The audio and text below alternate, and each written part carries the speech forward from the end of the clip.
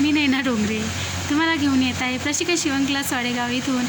आज माझा डे 4 आहे आणि मला तुम्हाला सांगायचं आहे की क्रॉस पट्टी कशी काढायची आहे। खूप सोपी पद्धत आहे म्हणून मी तुम्हाला खूप लवकर व्हिडिओ शेअर करत आहे। प्लीज तुम्ही पण मला असा भरभराटीनं साथ द्या आणि माझ्या व्हिडिओला लाईक आणि सबस्क्राईब करा। तुम्हाला आवडेल असेल तर नक्की मी माझ्या सोप्या पद्धतीतून तुम्हाला लक्षात येईल अशा पद्धतीनं तुम्हाला हे व्हिडिओ बनवून सोप्या पद्धतीने पाठवत आहे। ठीक आहे, तर आपण आजपासून आता शिकणार आहोत की क्रॉस पट्टीचे मापे।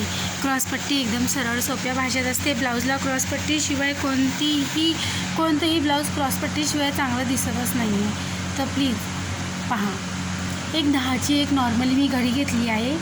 10ची एक डबल फोल्डची घडी घ्यायची आहे। 10ची घडी घेतल्यानंतर डाव्या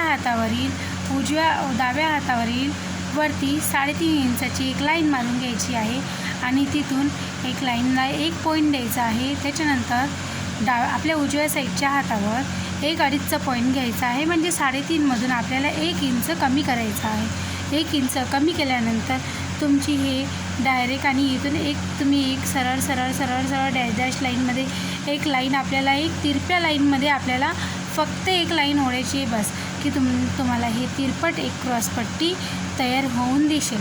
10ची घडी जेवढ्याची ब्लाऊजची घडी असते तेवढ्याची आपण क्रॉसपट्टी घेत असतो। 10 इंच असो किंवा 11 इंच असो किंवा 12 इंच असो। त्याच्यानंतर हे बघा, तुमची क्रॉसपट्टी तयार झालेली आहे। जर तुम्हाला माझा व्हिडिओ आवडला असेल तर लाईक अँड सबस्क्राईब करा। थँक्यू।